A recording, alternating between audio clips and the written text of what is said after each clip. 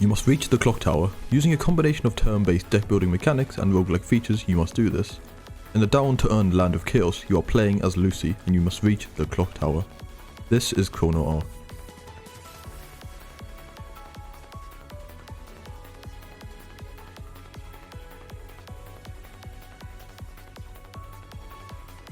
Chrono Ark is an early access title created by Korean developers Fine, and it follows the story of a little girl called Lucy. It takes place in a world in which a dark fog has suddenly enveloped the land and called upon creatures and possessions to attack any human in sight. The remainder of the human race has fled to a large floating island named the Ark. Lucy has little else but a sudden urge to operate the large clock tower, which forms the main objective of the game. The general gameplay loop is a mixture of deck building game with roguelike mechanics and systems which will form the foundation of your adventuring party. Starting off, you are given 2 party members as you leave the safety of the Ark and toward the clock tower. You move around a top-down hexagonal tiled world. Each tile can be empty, have enemy encounters, chests, events or more. This forms the basis of the roguelike section of the game, allowing items such as gold, keys, scrolls, relics and other useful items to be obtained through the in-game events or battles you can engage in. The game has an inventory system as shown in the top left, in which many of these items can be stored or interacted with. From this screen you can also access your party menu, where it's possible to view and adjust character gear, fixed abilities and more. Here you can level up using soul stones, which are found mainly from boss and enemy tiles with a rare chance to come from event tiles. Enemy encounters usually block the path to events or bosses of the area, so engaging in them is a must. There are at present 17 party members within the game, being divided by the game as 3 traditional RPG roles: tank, healer and DPS. This broadly categorizes their main ability, stats and function within a party. Tanking characters often have high HP with the potential to manipulate shields or who the enemy is targeting, alongside various offensive support capabilities.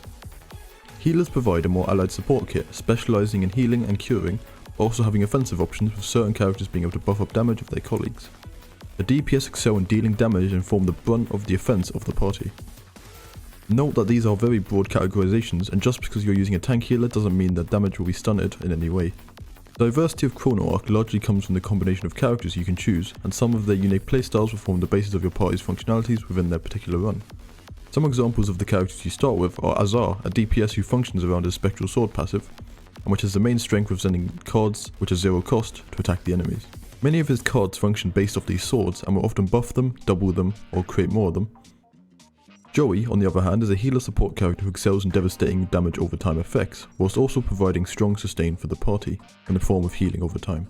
His cards are particularly useful in whittling down enemies, but also provide a strong health benefit to his team. There are many characters to unlock within this game, and a lot of them don't take that long, meaning it's hard to get burned out initially as you kinda get lost in the deck building fantasy. As for the combat, it creates an interesting blend using a JRPG party system turn-based game, as well as a deck building game. Each character has their own stats, ability to level up, and their own deck. Each character's deck gets compiled into one singular large one, in which you draw from during a turn. The characters these cards belong to are important, because components such as card cost will change depending on how many cards you use from a single character in one turn. This means there is a level of complexity, as it punishes people who build a deck using only one character, or hugely favours one character in a single deck. It also provides a level of priority to how a player should approach a hand and what cards they need to use in a single turn. It's important to note that while Lucy, the protagonist, cannot participate in combat, she does have a couple of cards which add to the overall deck, usually specialising in drawing, reducing cost, or in some cases synergising with character abilities. As for the combat itself, cards have a mana cost, and you have a mana gauge which will be expended depending on the cost of cards you use every turn. Whenever you use a card from a person, unless otherwise stated in the card description, any other cards from that character will go up by 1 in cost. Cards range from simple damage to multi-turn effects, so it's important to read well and consider the options before diving in and potentially locking yourself out of cards because of the cost increase. Enemies also act in a very peculiar way in comparison to other turn-based games. They don't always wait until you click end turn before acting, and instead will have a counter slowly ticking down with every card you use. Once their counter hits 0, they will act and attack or do whatever they intend to do. This means there's an effective countdown in your hand in the form of mana cost going up, plus the slowly approaching enemy turn. This further values the planning within Chrono Ark. After the end of your turn, and when your turn comes back, you'll receive a set of cards as a draw and your mana will come back. This serves as a basis of combat, and any more will have us dive into the intricacies of cards, including different properties of cards, which there are a lot of, and it's best to learn yourself. This is familiar to other deck building games, such as stuff like Taunt or Charge from Hearthstone, or new ones such as Countdown, which will wait a few turns before the card is resolved. After combat ends, you will receive a number of soul stones and some cash, potions, etc. These soul stones serve as a number of things, as simple upgrade items which will level up your characters, or allowing Lucy to add more cards to her deck, or increasing how much mana you get every turn. This will serve as the lifeblood of your party evolution through each run. Leveling up a character gives you the ability to choose one of their cards, while also increasing their base stats. At level 2 you unlock their passive, which is their most unique skill and will decide their style of playing heavily. This is an accurate and concise description of combat, and whilst a lot of it hasn't been explored, this is best done by yourself, as there are many different status effects or things to look out for. And most importantly, discovering them for yourself is the best part. Many bosses and characters require your own level of thinking and your own level of understanding to make best use of. What especially caught my eye with this game initially is the art and the atmosphere and direction of the game. It's very gritty, yet its anime visual doesn't get undermined by it. The enemy designed in this game deserve an ample amount of praise. Their visuals are interesting and consistent to what they belong to. Additionally, they all serve as unique and interesting enemies to fight within the game. The area is a very dark and dilapidated zone, which makes it visually appealing and makes you feel like you are fighting through a land of chaos and evil. All of this is reinforced by the soundtrack. Each zone has its own soundtrack, which gives you a sense of emptiness and loneliness within the larger world. Even the safe zone track is ominous and depressing, bolstering the quote at the start of the game. People did not realise a simple fact by then, the fact that the Ark is not a nest full of hope, but a prison that cannot be escaped from forever.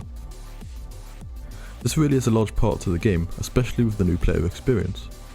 The battle music is especially interesting, as it adds a couple of tracks on top of the area theme of the game, making it a lot more intense but still very familiar to the zone. This creates a sense of identity about different areas within the game. Finally, the bosses are a major part of this sense of design. They all are distinct in their gameplay, as well as their music and their presence. Their music and visuals are tightly linked, and it makes for some extremely memorable boss fights. I particularly adore the Witches and the Joker's boss fights, as they had some brilliant soundtracks attached, but the designs were also very matching of the area and the soundtrack. One thing to notice is the NPC interaction within this game. Many party members will interact with each other, as well as with bosses, making another layer of lore in this game. Another strength to this game is naturally its replayability.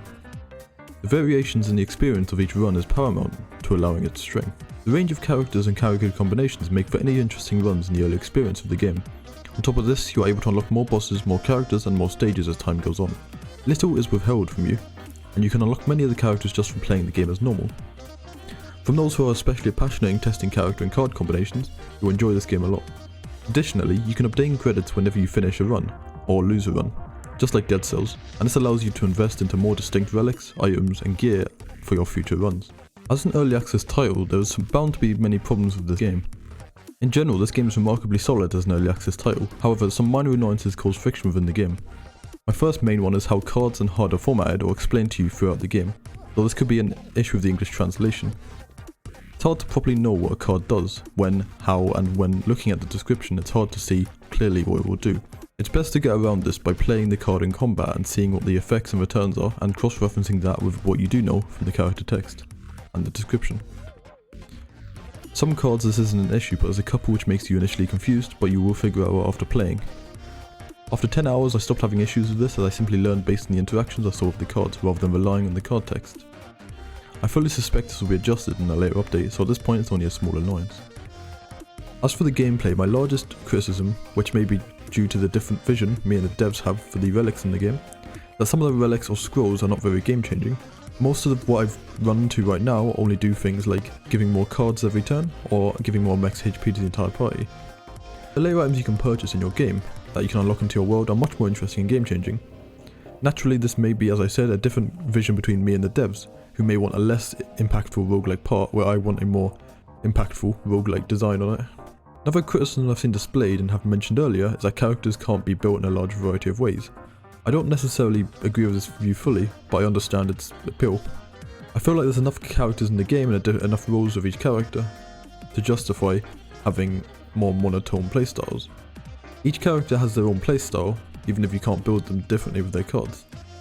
In either case, I think it's a situation for the devs to choosing either to go for more characters with more variation among them, or having more builds but less characters. I'm particularly aligned with the first option, and I don't really care about not being able to develop my cards a lot if the characters themselves are unique and all these combinations exist with the party. Chrono Ark is a strong and capable early access deck builder with aspects of roguelike gameplay. It's a relatively unknown title with a lot of potential for the future. The developers have shown themselves as equally as competent and committed, which provides great confidence for the future of the game. And I believe it's a must check out for fans of Slay the Spire or stylistic turn-based games like Darkest Dungeon. In its current state, its pricing is around £15 and this is a decent price for the enjoyment I've attained thus far. I'm not super far into the game as far as character unlocks or bosses go, but I'm very much experienced in the general gameplay loop enough to make a video on it. The game's main problems can likely be addressed fairly swiftly as the game leaves its early access form, and it has the potential to be a brilliant title. As a result, I strongly recommend it for fans of roguelike or deck builders, and at the very least, it deserves more publicity as it is quite the gem among early access titles.